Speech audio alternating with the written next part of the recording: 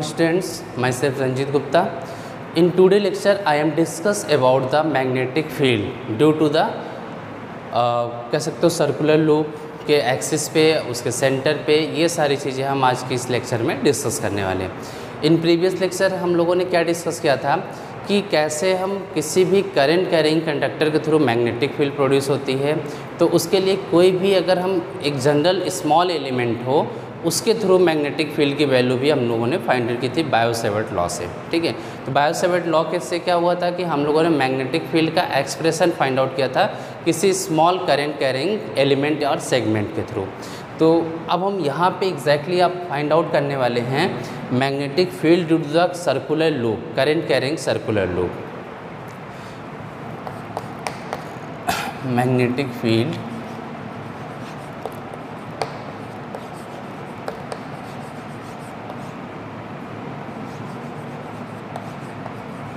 Due to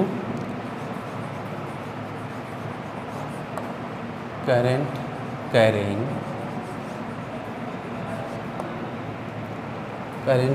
circular loop.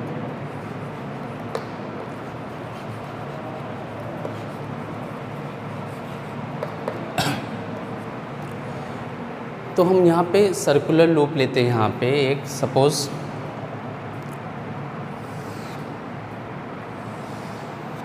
There is a current carrying circular loop. अब ये circular loop जिसका ये centre है O और इसकी जो है रेडियस हम सपोज करते हैं A है। जैसे कि हम यहाँ पे एक याद दिलाना चाहेंगे कि जैसे हम लोगों ने इलेक्ट्रिक फील्ड के केस में भी ऐसा ही किया था। फर्स्ट ऑफ ऑल हम लोगों ने इलेक्ट्रिक फील्ड फाइंड आउट की थी due to the point charge.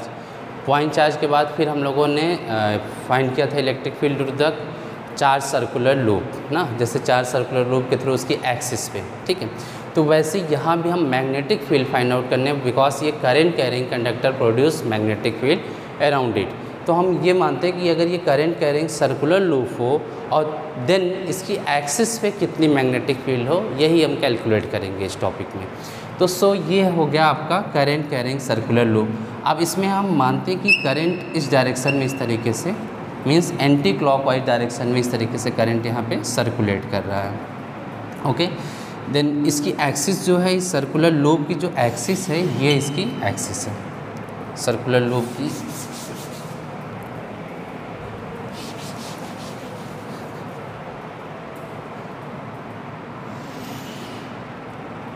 ये इसकी एक्सिस है, जहाँ पे हम क्या करेंगे, एक ऑब्जर्वेशन पॉइंट P एज्यूम करते हैं। इसी P पॉइंट जो कि सेंटर से सपोज करते हैं R डिस्टेंस पे, ये पॉइंट P है जहाँ हमें एग्जैक्टली इस करंट कैरिंग सर्कुलर लूप के थ्रू मैग्नेटिक फील्ड की वैल्यू फाइंड आउट करनी है।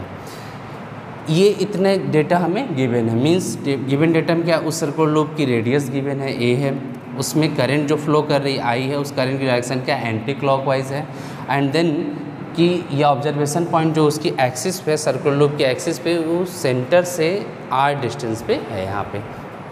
देन अब इसको फाइंड आउट करने के लिए, बिकॉज हम लोगों ने इससे जस्ट पहले कल के लेक्चर में ये पढ़ा था कि कोई स्मॉल करंट कैरिंग एलिमेंट किसी भी शेप का हो, जैसे ये DL एलिमेंट है। अब इस DL एलिमेंट से हम R डिस्टेंस पे अगर कोई पॉइंट P ले लें और यहाँ पे फाइंड आउट करें कि मैग्नेटिक फील्ड क्या होगी, तो इसके लिए हम लोगों ने एग्जैक्टली ये एक्सप्रेशन डिराइव किया था by the Biot Savart law, μ0/4 pi IdL। ये DL लेंथ हो गई सेगमेंट की, एंड देन करंट इसमें फ्लो कर रही I, एंड ये डिस्टेंस कितनी, R स्क्वायर। ओके, डिस्टेंस का स्क्वायर, और यहाँ पे था साइन थीटा। मैग्नीट्यूड अगर फाइंड आउट करें तो क्या था, IdL sine theta by R square. Theta क्या था, इस DL एलिमेंट, करंट एलिमेंट और इसके ऑब्जर्वेशन पॉइंट के पोजीशन वेक्टर के बीच का एंगल था। सो इस तरीके से फाइंड आउट किया था। और ये हमेशा आप याद रखोगे कि मैग्नेटिक फील्ड जो होगी हमेशा करंट एलिमेंट और ये पोजीशन वेक्टर के प्लेन के परपेंडिकुलर होगी। जैसे यहाँ पे हम लोगों ने बताया था कि DL क्रॉस R करोगे तो हम A क्रॉस B को थंब रूल से फाइंड आउट करते हैं उसकी value, then DL cross R करते हैं तो क्या इनवर्ट डायरेक्शन में मैग्नेटिक फील्ड की वैल्यू आती है।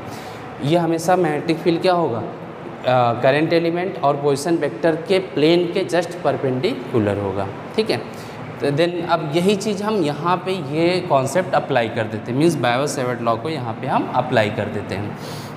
अब यहाँ पे जैसे अप्लाई करते हैं तो सपोजते हैं कि यहाँ पे एक छोटा सा हम क्या करते हैं, करंट कैरिंग एलिमेंट जो है यहाँ पे एज्यूम करते हैं, ये है DL, current carrying element DL, ये एलिमेंट है। और जिससे कितनी करंट पास हो रही है, I करंट पास हो रही है। तो इस DL एलिमेंट के थ्रू हम यहाँ पे मैग्नेटिक फील्ड फाइंड आउट कर लेंगे। तो उसके लिए हम क्या करेंगे, यहाँ से पोजीशन वेक्टर पहले हमें ड्रॉ करना पड़ेगा। जैसे हमें DL एलिमेंट के थ्रू जब हमने मैग्नेटिक फील्ड यहाँ फाइंड आउट किया तो एक पोजीशन वेक्टर डिफाइन किया यहाँ पे, तो सो सेम यहाँ भी हम एक पोजीशन वेक्टर यहाँ पे डिफाइन करते हैं। तो ये हो गया आपका पोजीशन वेक्टर, ये हो गया पोजीशन वेक्टर। तो इस पोजीशन वेक्टर की लेंथ हम x ले लेते हैं और यहाँ पे या वेक्टर x ले लेते हैं यहाँ पे। देन इसके जस्ट सिमेट्रिकल पॉइंट एक और मिल जाएगा हमें। जैसे DL यहाँ पे हमने करंट कैरिंग एलिमेंट लिया, तो DL इसके जस्ट सिमेट्रिकल एक पॉइंट इधर भी हम ले लेंगे, जैसे कि हमने चार्ज वाले केस में किया था। देन DL यहाँ भी लिया, तो इसके थ्रू भी अगर हम यहाँ मैग्नेटिक फील्ड देखें तो ये सिमेट्रिकल पॉइंट का फिर से हम यहाँ पे पोजीशन वेक्टर डिफाइन करेंगे। ओके, तो सपोज़ इसके थ्रू यहाँ पे मैग्नेटिक फील्ड DB आती है, ठीक है। तो DB मैग्नेटिक फील्ड की डायरेक्शन भी हमें दिखानी होगी ना, कि क्या डायरेक्शन होगी। तो जैसा कि हमने बताया कि DL और पोजीशन वेक्टर के परपेंडिकुलर होगा, तो मीन्स ये है सर्कुलर लूप इस तरीके से यहाँ पे रखा हुआ, इस तरीके सर्कुलर लूप है और यहाँ से ये पोजीशन वेक्टर आ रही। तो बेटा यहाँ पे DL और इसके पोजीशन वेक्टर के परपेंडिकुलर डायरेक्शन में जो आपका आएगा वो आएगा आपका मैग्नेटिक फील्ड की डायरेक्शन। तो इस पोजीशन वेक्टर से हम परपेंडिकुलर ले लेते हैं, तो इसके थ्रू जो मैग्नेटिक फील्ड आएगी यहाँ पे, इसके जस्ट परपेंडिकुलर यहाँ पे ये होगा DB due to the DL element. ये आप देख सकते हो DL करंट कैरिंग एलिमेंट है, इसके थ्रू यहाँ जो मैग्नेटिक फील्ड आएगी ये इसकी वैल्यू क्या है DB। और डायरेक्शन कैसे हमने डिफाइन किया, हमने पहले बोल रखा था DL और पोजीशन वेक्टर के प्लेन के परपेंडिकुलर ही क्या होगी, मैग्नेटिक फील्ड की डायरेक्शन। तो हम यहाँ पे DL क्रॉस R की हेल्प से हम क्या कर सकते हैं, मैग्नेटिक फील्ड की डायरेक्शन ये हम निकाल सकते थे, जो कि देख सकते हो आप पोजीशन वेक्टर के क्या है, जस्ट परपेंडिकुलर है। यहाँ पे आप ये थोड़ा सा परपेंडिकुलर ही इसको दिखाओ,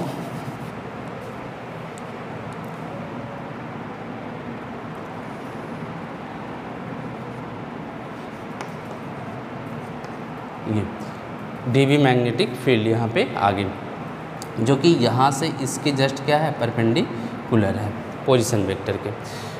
अब उसी तरीके से ये जो इसके सिमेट्रिकल हमने DL करंट कैरिंग एलिमेंट लिया है, तो इसकी वजह से भी हम मैग्नेटिक फील्ड को यहाँ पे देख लेते हैं। तो इसकी वजह से भी मैग्नेटिक फील्ड जो होगी इस पोजीशन वेक्टर के परपेंडिकुलर होगी।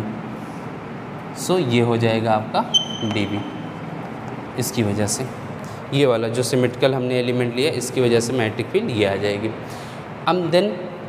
अब हम इस P पॉइंट के लिए, ये जो P पॉइंट है आपका, इस P पॉइंट मानते हैं कि इसका जो पोजीशन वेक्टर यहाँ पे आ रहा है उस समय के लिए यहाँ पे एंगल कितना बना रहा है, ये थीटा। तो ये दूसरा वाला सिमेट्रिकल जो करंट कैरिंग एलिमेंट है इसके थ्रू भी यहाँ क्या बनेगा, ये थीटा बन जाएगा, ठीक। देन अब इसके हम क्या करेंगे, DB का मैग्नीट्यूड लिखना चाहते हैं इस एलिमेंट के लिए। तो DB का अगर हम मैग्नीट्यूड यहाँ पे लिखें तो DB का मैग्नीट्यूड हम इस के लिए क्या लिख सकते हैं, DB इज इक्वल टू, जैसे कि फॉर्मूले में है magnetic constant μ0/4 pi into current कितनी फ्लो कर रही लूप से, I, एंड एलिमेंट कितनी लेंथ क्या है, DL है, एंड फिर देन क्या साइन एंगल। ये एक्चुअली हम इसको क्या अल्फ़ा से दिखाते हैं, ये एंगल को अल्फ़ा से, ये एंगल अल्फ़ा। अब यहाँ पे अल्फ़ा से अगर हमने दिखाया तो ये हमें एंगल कौन सा चाहिए, ये जो साइन थीटा है, थीटा किसके साथ एंगल है, पोजीशन वेक्टर और DL एलिमेंट, इन दोनों के बीच का एंगल होता है। तो पोजीशन वेक्टर आप देख सकते हो x है और DL एलिमेंट ये है। तो आप अगर ये लूप इस तरीके से है, ये लूप इस तरीके से ऐसे रखा हुआ और यहाँ से ऐसे पोजीशन वेक्टर जा रही है, तो एग्जैक्टली ये इस पर क्या है, परपेंडिकुलर है, इस लूप पे क्या है, इस तरीके से परपेंडिकुलर होगा। तो परपेंडिकुलर होने का मतलब यहाँ पे साइन 90, थीटा की वैल्यू क्या रखेंगे हम यहाँ पे 90 बाई डिस्टेंस ये कितनी है, x है, सो x²। एंड देन x की वैल्यू हम यहाँ पे फाइंड आउट कर सकते हैं। x की वैल्यू आप देख सकते हो एक राइट एंगल ट्राइंगल ये फॉर्म कर रहा है। सो राइट एंगल ट्राइंगल में x की वैल्यू अगर निकाले तो क्या आ जाएगा, r² + a², ये इसकी वैल्यू होगी। सो यहाँ पे ये वैल्यू भी हम पुट कर देंगे। देन dv की वैल्यू हमारी आ जाती है क्या, mu naught by 4 pi into I d L, because sine 90 की वैल्यू 1 हो जाएगी। एंड देन यहाँ पे यक्स स्क्वायर की वैल्यू क्या हो जाएगी, r square plus a square, root हट जाएगा स्क्वायर करने पे, then r square plus a square. ये आ गया आपका magnetic field due to the small current carrying element d l के थ्रू। तो ये तो आ गया आपका मैग्नेटिक फील्ड। अब यहाँ पे हमें ये पता करना पूरे सर्कुलर लूप के थ्रू कितना होगा, तो उसके लिए हम यहाँ पे इसका सिमेट्रिकल डीएल एलिमेंट के थ्रू मैग्नेटिक फील्ड ये देख रहे हैं। तो अब इसके हम कंपोनेंट्स करेंगे। अब जैसे यहाँ पे इसकी एक्सिस के लॉन्ग हम यहाँ पे एक्स एक्सिस ले लेते हैं ये, और इसके जस्ट परपेंडिकुलर एक एक्सिस ले लेते हैं, ये हो गई आपकी वाई एक्सिस। जस्ट ये हो गया एक्स एक्सिस और ये हो गया आपका वाई एक्सिस। तो सपोज़ ये एंगल अल्फ़ा है, तो हम यहाँ पे अब देखते हैं कि अल्फ़ा इसके साथ क्या रिलेट कर सकता है। तो एग्जैक्टली आप देख सकते हो कि ये जो लाइन है एक्सिस है और ये जो वाई एक्सिस है ये एक दूसरे से 90 डिग्री पे होंगे। तो ये एंगल अल्फ़ा है, तो अल्फ़ा और ये जो 90 आप देख रहे हो ये एंगल किसके साथ, dB के साथ ये पूरा क्या है, परपेंडिकुलर है। ठीक है, तो यहाँ पे एग्जैक्टली अगर हम प्रूव करें तो यहाँ पे ये ले सकते हैं कि इतना ये एंगल हम मान लेते हैं, सपोज़ बीटा एंगल है ये बीटा है, और ये जो एंगल है ये जो है गामा है इसकी वैल्यू। तो यहाँ पे हम ये लिख सकते हैं alpha plus beta, alpha plus beta is equal to 90 degree. यहाँ पे अब देखो ये जो वाई एक्सिस है, तो वाई एक्सिस से इस पोजीशन वेक्टर का एंगल हमने बीटा मान लिया, और ये अल्फ़ा हमने ऑलरेडी डिफाइन किया होता है। अल्फ़ा प्लस बीटा की वैल्यू क्या लिख सकते हैं, 90। देन फिर से हम देखें तो ये जो हमने मैग्नेटिक फील्ड ड्रॉ की है ये इसके क्या पोजीशन वेक्टर के परपेंडिकुलर है, means beta plus gamma is equal to क्या लिख सकते हैं हम लोग, 90 डिग्री, क्योंकि ये इसके साथ 90 डिग्री पे है। तो यहाँ से अगर हम इनको इक्वलेट कर दें तो क्या लिख सकता है, alpha plus beta is equal to beta plus gamma. Then beta से बीटा कैंसिल, अल्फ़ा बराबर क्या हो गया, गामा। मींस अगर ये एंगल अल्फ़ा है तो ये एंगल भी जस्ट इसी के बराबर बनेगी। मींस वाई एक्सिस साथ जो डीवी एंगल बना रहा इसकी वैल्यू अल्फ़ा के जस्ट इक्वल होगी। यहाँ से प्रूफ हो गया अल्फ़ा इक्वल टू गामा। तो सो हम यहाँ पे लिख सकते हैं कि ये जो एंगल बनेगा ये एंगल क्या होगा, अल्फ़ा होगा। उसी तरीके से सिमिलरली यहाँ प्रूफ करते हैं ये एंगल अल्फ़ा है तो ये एंगल भी यहाँ भी क्या होगा, अल्फ़ा होगा। ओके, तो इस तरीके से यहाँ पे हो जाता है। अब उसके बाद हम क्या करते हैं, इसके कंपोनेंट्स करते हैं, बिकॉज ये क्या है, एक vector quantity, magnetic field is a vector quantity. Then अब इसके हम कंपोनेंट्स करते हैं। तो कंपोनेंट करेंगे, जिस तरफ का एंगल पता उस तरफ हम कॉस लगा के लिख सकते हैं। सो यहाँ पे ये कंपोनेंट इसका क्या हो जाएगा, dv कॉस अल्फ़ा, और इसका दूसरा कंपोनेंट इधर क्या हो जाएगा, dv साइन अल्फ़ा। ये हो गया आपका दूसरा कंपोनेंट। देन अब यहाँ से अगर हम देखें तो इसके भी कंपोनेंट हम कर सकते हैं। तो इसके कंपोनेंट में क्या हो जाएगा, ये dv, यहाँ पे देखिए ये dv का इधर अगर हम कंपोनेंट करें तो फिर से ये हो जाएगा dv कॉस अल्फ़ा, और इधर की तरफ कंपोनेंट हो जाएगा dv साइन अल्फ़ा। तो यहाँ पे हम देख सकते हैं कि जो dv की वैल्यू है ये मैग्नीट्यूड में दोनों सेम है, बिकॉज दोनों के सेम एलिमेंट है। ये करंट कैरिंग एलिमेंट दोनों के लिए क्या है, सेम, मीन्स इसकी लेंथ भी सेम है और दोनों से कॉमन करंट फ्लो कर रही है। सो यहाँ जो मैग्नेटिक फील्ड ये आप dv एंड dv दिखा रहे हैं ये क्या है कि ये मैग्नीट्यूड में सेम, बस डायरेक्शन इनकी जस्ट अलग अलग है। तो यहाँ पे इनका मैग्नीट्यूड सेम है, तो यहाँ पे हमने जो कंपोनेंट किया dv cos alpha and dv cos alpha, तो ये आप देख सकते हो ये जस्ट एक दूसरे के अपोजिट। इनका अगर हम y एक्सिस के लॉन्ग मैग्नेटिक फील्ड का रिजल्टेंट देखें तो क्या होगा, 0 हो जाएगा। मींस इस पे ऐसे जितने भी dl एलिमेंट हम लेते जाएंगे सबके y एक्सिस के लॉन्ग जो कंपोनेंट आएंगे उन सबकी वैल्यू क्या हो जाएगी, कैंसिल आउट होती जाएगी। जैसे कि ये दो कंपोनेंट सिमेट्रिकल, क्योंकि जितने भी कंपोनेंट लेंगे हम यहाँ पे एलिमेंट लेंगे सबके अपोजिट एक सिमेट्रिकल पॉइंट मिलेगा, और सारे सिमेट्रिकल पॉइंट एक दूसरे के y एक्सिस का जो कंपोनेंट होगा उसको क्या करेंगे, इस तरीके से कैंसिल आउट करते जाएंगे। सो y एक्सिस के लॉन्ग मैग्नेटिक फील्ड की वैल्यू क्या हो गई, 0 हो गई। देन अब बचा क्या, x एक्सिस के लॉन्ग, मीन्स एक्सिस के अलॉन्ग मैग्नेटिक फील्ड। तो एक्सिस के अलॉन्ग अगर हम यहाँ पे मैग्नेटिक फील्ड देखें तो ये क्या हो रहा है, ये ऐड ऑन होता जा रहा है, एक ही डायरेक्शन में ये क्या हो रहा है, ऐड होता जा रहा है। तो सो हम टोटल अगर मैग्नेटिक फील्ड इसकी चाहिए इस सर्कुलर लूप से, तो हम क्या करना चाहिए, डी बी साइन अल्फ़ा को क्या करें, इंटीग्रेट कर दें, ठीक है, पूरे लूप के लिए। तो सो हम यहाँ पे लिख सकते हैं टोटल मैग्नेटिक फील्ड जो होगी एक्सिस पे, एट एक्सिस क्या होगी, integration d B sine alpha, ये हो जाएगा बी एक्सिस पे डी बी साइन अल्फ़ा हो जाएगी इसकी वैल्यू। And then d B sine alpha जब होगी यहाँ पे, इसको हम इंटीग्रेट कर देंगे। तो हमने डी बी की जस्ट वैल्यू हमने यहाँ पे क्या किया, फाइंड आउट कर लिया है। तो सो ये वैल्यू यहाँ पे पुट कर देंगे। तो बी एक्सिस पे इसकी वैल्यू हम यहाँ पे रखेंगे, इंटीग्रेट कर रहे हैं, डी बी की वैल्यू पुट करते हैं mu naught by 4 pi into क्या है, I d l by r square plus a square, और क्या बचा, साइन अल्फ़ा। अब यहाँ पे डी बी की वैल्यू तो हमने पुट कर दी यहाँ से, अब बचा क्या, साइन अल्फ़ा की वैल्यू। तो साइन अल्फ़ा की वैल्यू हम इस राइट एंगल ट्रायंगल की हेल्प से फाइंड आउट कर सकते हैं in the given data, in the term of given data. Given data क्या था हमारा, आर था, ए था, करंट था, ये सब। तो अल्फ़ा अगर यहाँ पे साइन अल्फ़ा अगर हम अप्लाई करें तो साइन क्या होता है, परपेंडिकुलर टू हाइपोटेनियस रेशियो। तो परपेंडिकुलर क्या है, ए है, एंड हाइपोटेनियस क्या है, यक्स है। तो साइन अल्फ़ा की वैल्यू हम क्या, परपेंडिकुलर अपान हाइपोटेनियस ये वैल्यू यहाँ पे पुट कर सकते हैं। तो परपेंडिकुलर हो गया ए, एंड हाइपोटेनियस यक्स है, यक्स की वैल्यू क्या है, under root r square plus a square, means r square plus a square जो ये हमने लिखा है, इसकी पावर क्या लगा देंगे हम, आपको दिख नहीं रहा हो तो हम एग्जैक्टली थोड़ा सा इधर लिखते हैं इसको, बी एक्सियल एक्सिस पे इसकी मैग्नेटिक फील्ड। तो डी बी की वैल्यू फिर से हम लिखते हैं mu naught by 4 pi into, अब यहाँ पे क्या है, I d l by r square plus a square हो गया ये। उसके बाद देन साइन अल्फ़ा की वैल्यू हमने जैसा कि बताया परपेंडिकुलर अपान बेस, परपेंडिकुलर क्या है, a upon hypotenuse, sorry perpendicular upon hypotenuse, hypotenuse क्या है, are square plus a square की पावर। अब ये रूट लगाए या इसकी पावर हम क्या लिख सकते हैं, 1/2 भी लिख सकते हैं इस तरीके से, ओके। देन ये अभी तो हमने सारी पूरी वैल्यू पुट कर दी है। अब यहाँ पे इंटीग्रेट करना इन्हें, तो हमें जो चीज़ें कांस्टेंट उसको हम क्या कर देंगे बाहर। तो यहाँ डी को छोड़ के सारी चीज़ें क्या हैं, कांस्टेंट हैं। तो सो डी को छोड़ के सारी चीज़ें हम बाहर कर लेते हैं। अब इनको हम थोड़ा सा समराइज़ करते हैं। यहाँ पे हमने नेक्स्ट फर्दर हम स्टेप यहाँ पे इसको करते हैं एक्सिस पे।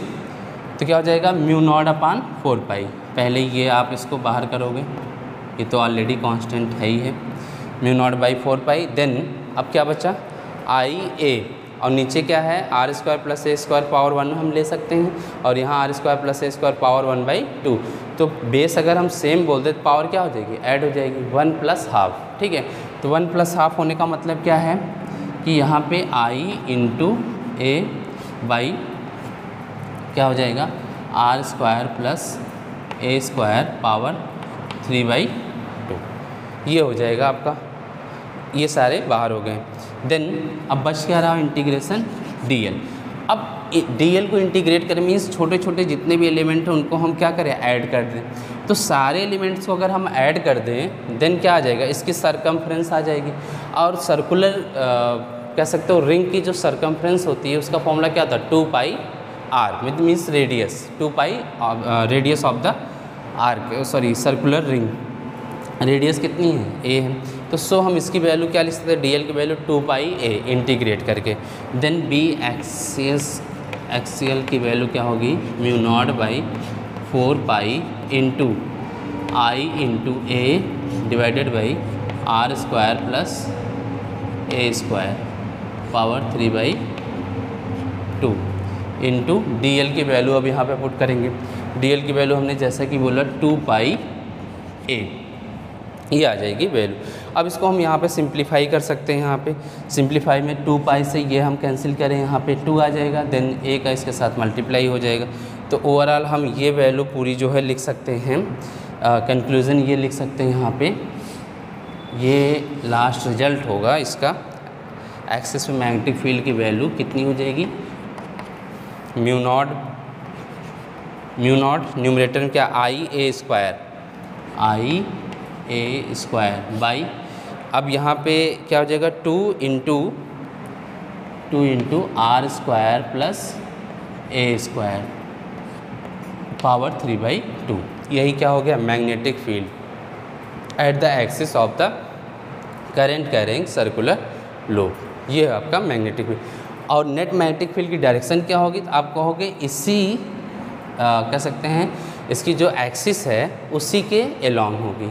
तो अब एलॉन्ग मतलब आउटवर्ड होगी या इनवर्ड, तो हम यहाँ पे इसके लिए डायरेक्शन निकालने के लिए हम थंब रूल का यूज़ करते हैं। तो सर्कुलर लूप में क्या होता है कि आप अपनी उंगलियों को क्या करिए, फिंगर्स को क्या करिए, करंट डायरेक्शन में बेंड करिए, तो आपका थंब क्या बताएगा मैग्नेटिक फील्ड की डायरेक्शन। जैसे अब यहाँ पे देख सकते हो करंट इस तरीके से मूव कर रहे हैं एंटी, तो यहाँ पे करेंगे तो क्या थंब किस तरफ आ रही है, इस तरफ, मीन्स यहाँ पे नेट मैग्नेटिक फील्ड इस डायरेक्शन में होगी। ओके, और यही चीज़ अगर ये क्लॉकवाइज ऐसे करंट मूव करती तो नेट मैग्नेटिक फील्ड डायरेक्शन क्या होती, ऐसे इनवर्ड होती इस डायरेक्शन।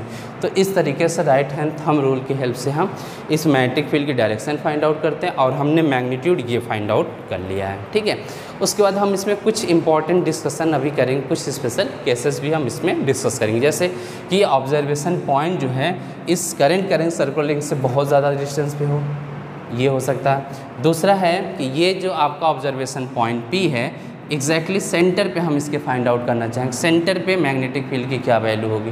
जैसे कि हम लोगों ने इलेक्ट्रिक फील्ड में किया था, इलेक्ट्रिक फील्ड में सेंटर पे क्या आया था, 0 आया था। तो क्या हम यहाँ भी देखेंगे कि मैग्नेटिक फील्ड की वैल्यू भी eight the centre of the circular ring 0 होती है या नहीं। ये सारा कुछ हम नेक्स्ट डिस्कस कर रहे हैं।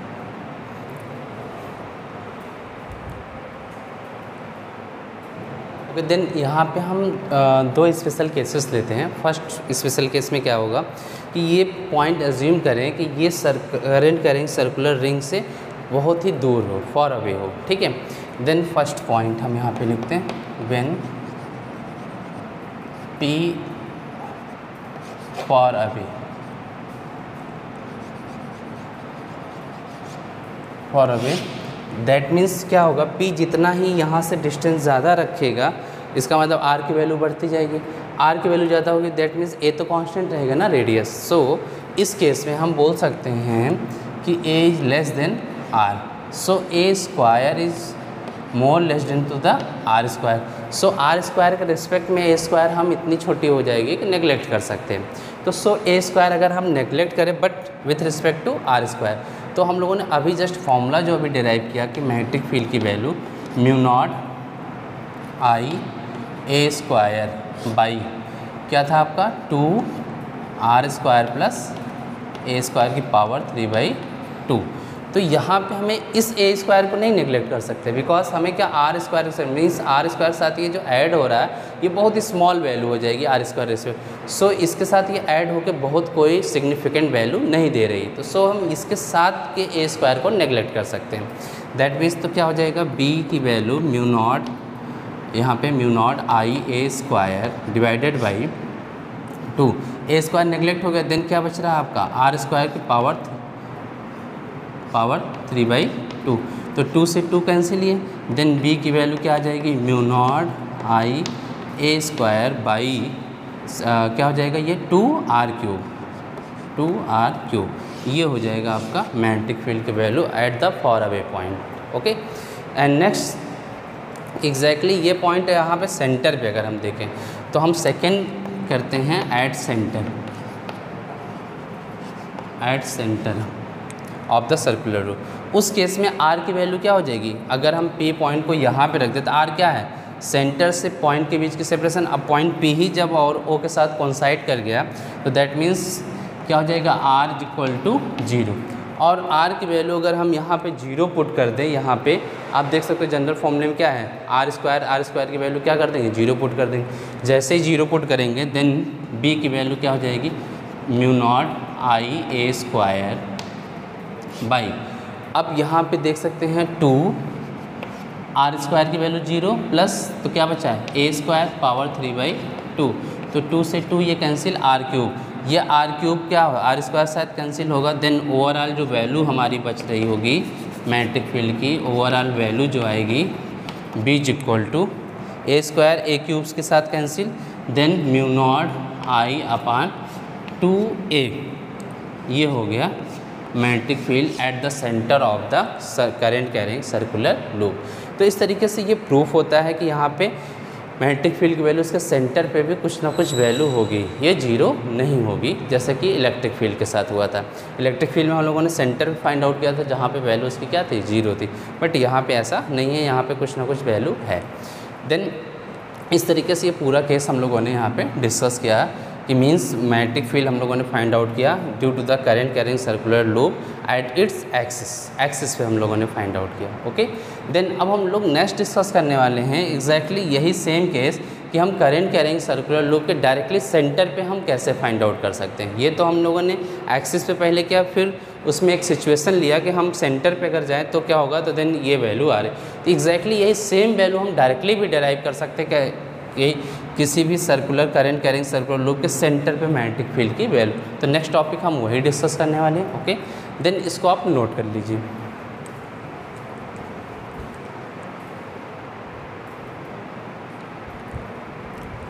ओके, नेक्स्ट टॉपिक में क्या है, हम करंट कैरिंग सर्कुलर लूप के through magnetic field find out करेंगे, बट एग्जैक्टली उसके डायरेक्टली उसके सेंटर पे फाइंड आउट करेंगे। तो सपोज करते हैं कि ये हमारा एक करंट कैरिंग सर्कुलर लूप है। एग्जैक्टली ये करंट कैरिंग सर्कुलर लूप है जिसमें हम ये एज्यूम करते हैं कि यहाँ पे करंट कितनी फ़्लो कर रही है, आई। इस तरीके से आई करंट यहाँ पे फ़्लो कर रही है।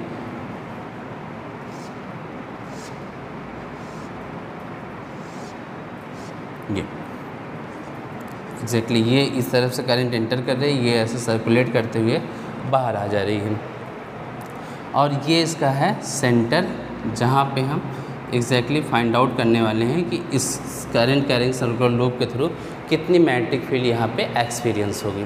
तो यहाँ पे इसकी रेडियस हम डिफाइन कर देते हैं। इसकी रेडियस है, सपोज करते हैं ए है, जैसे वहाँ पे लिया, तो वहाँ पे बस हमने क्या इसका व्यू इस तरीके से दिखाया हुआ था, यहाँ पे ऐसे फ्रंट पे भी दिखा सकते हैं हम ऐसे।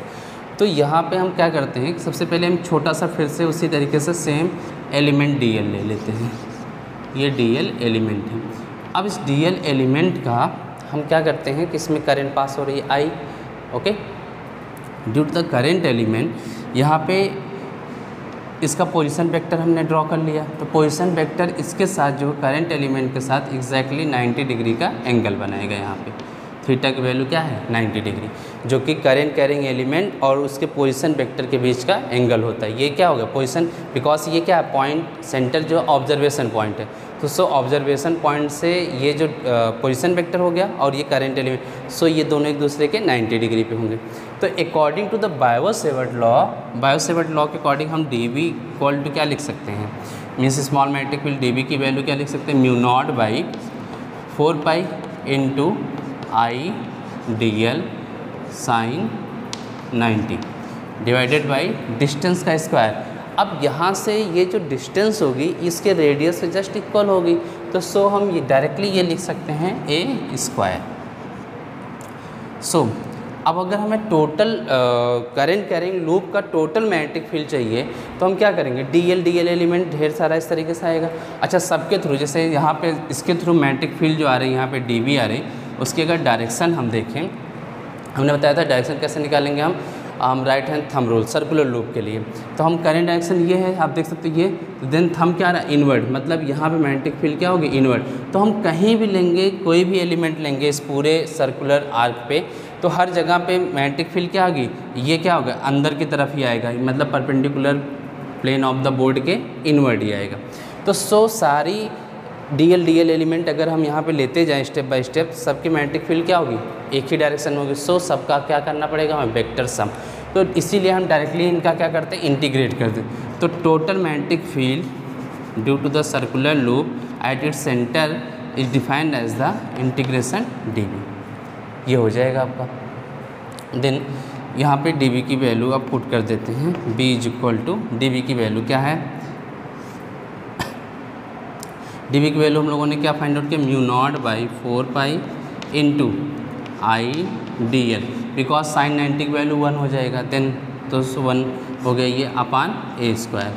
अब यहाँ पे आप देखो डायरेक्टली इंटीग्रेट कर देना है, तो इंटीग्रेट करने के लिए क्या है कि जो चीज़ें कांस्टेंट उसको बाहर कर देते हैं। तो आप देख सकते हो mu naught by 4 pi into I by A square, इसको बाहर कर दिया हमने, बच क्या रहा आपका dl, तो इंटीग्रेशन ऑफ dl ये हो गया। अब इसको हमें इंटीग्रेट करना है, इंटीग्रेट करने के लिए क्या करेंगे, b इज इक्वल टू, अब इसको इंटीग्रेट dl को अगर हम छोटे छोटे सारे एलिमेंट्स को ऐड कर दें तो क्या आएगा, इसका सरकमफ्रेंस आ जाएगा। That means integration of dl की वैल्यू क्या होगी, आपके circumference of the circular arc. So क्या हो जाएगा, mu naught by 4 pi into I dl की वैल्यू क्या हो जाएगी, 2 पाई a, इसका सरकमफ्रेंस कितना होगा, 2 पाई a बाई रेडियस क्या होगा यहाँ पे, a स्क्वायर है, ये गिवन है, सॉरी ये a स्क्वायर, ये वैल्यू पुट कर दिया। ओवरऑल अगर हम इसको सॉल्व करें तो b इज इक्वल टू क्या हो जाएगा, mu naught by 4 pi into a से ये कैंसिल हो जाएगा, देन i इंटू 2 पाई अब बाई a, ये तो आ गया फॉर्मूला। अब इसी को चाहे तो एक फॉर्मूला की इसी तरीके से भी आप नोट कर सकते हो, इसका यूज़ हम करेंगे। अब इसको और सिंप्लीफाई हम कर सकते हैं, मीन्स 2 पाई से 4 पाई को कैंसिल कर दें, मीन्स यहाँ पे क्या आ जाएगा, 2 आ जाएगा। बस इससे प्रॉब्लम क्या है कि हम जब एग्जैक्टली अब इसकी वैल्यू क्या होती है, म्यू नॉट बाई 4 पाई की वैल्यू पूरी इकट्ठा कितनी होती है, 10 टू पावर -7, ये एग्जैक्टली हम वैल्यू आसानी से रख सकते हैं। या अगर हम सिर्फ म्यू नॉट की वैल्यू पूछें तो क्या लिख सकते हैं, 4 पाई इंटू 10 टू पावर -7, ये लिख सकते हैं। तो ऐसे भी इस फॉर्मेट में भी आप कर सकते हो, आप चाहो तो इसको और ज़्यादा सिंप्लीफाई कर दो, देन यहाँ पे 2 आ जाएगा, देन b की वैल्यू क्या हो जाएगी, mu naught I by 2a। और आपने देखा था पिछला जो हम लोगों ने केस किया वहाँ भी एट द सेंटर यही वैल्यू आई, ठीक है। तो ये वैल्यू हम यहाँ पे देख सकते हैं कि एट द सेंटर पे वही सेम वैल्यू आ रही जो हम लोगों ने इसके पहले किया था, लेकिन वहाँ पे हमने तो सबसे पहले एक्सिस पे निकाला, एक्सिस के बाद उसमें हमने कंडीशन लिया कि सेंटर के लिए निकाला, लेकिन यहाँ पे हम डायरेक्टली भी इस मेथड से हम इसके सेंटर पे मैग्नेटिक फील्ड की वैल्यू फाइंड आउट कर सकते हैं, वही सेम वैल्यू आएगी आपकी, ठीक है। तो ये आपका कंप्लीट। देन इसके बाद एक छोटा सा टॉपिक और डिस्कस करते हैं हम लोग कि अगर ये कंप्लीट सर्कल ना हो, बल्कि ये जो करंट कैरिंग कंडक्टर एक सर्कुलर आर्क हो, मतलब इसका एक छोटा सा पार्ट हो, तो उसके थ्रू उसके सेंटर पे कितनी मैग्नेटिक फील्ड होगी, यही हम इसके बाद डिस्कस करने वाले, और जिसमें हम इस फॉर्मूले का यूज़ करने वाले हैं। Means mu naught I 2 pi mu naught upon 4 pi I into 2 pi by a, ये हम यहाँ पे उसमें यूज़ करेंगे, ओके।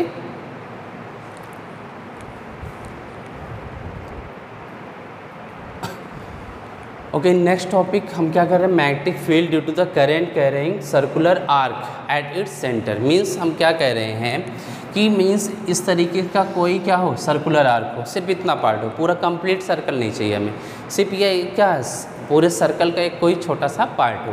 तो देन ये क्या बोलेंगे हम, सर्कुलर आर्क। सपोज ये आर्क जो है ए बी है, ए बी आर्क है। अब इसकी ये सेंटर यहाँ पे कहीं है, ये इसका सेंटर ओ है, जिसकी रेडियस हम एग्जैक्टली ए ले लेते हैं, ए रेडियस का ये सर्कुलर आर्क है।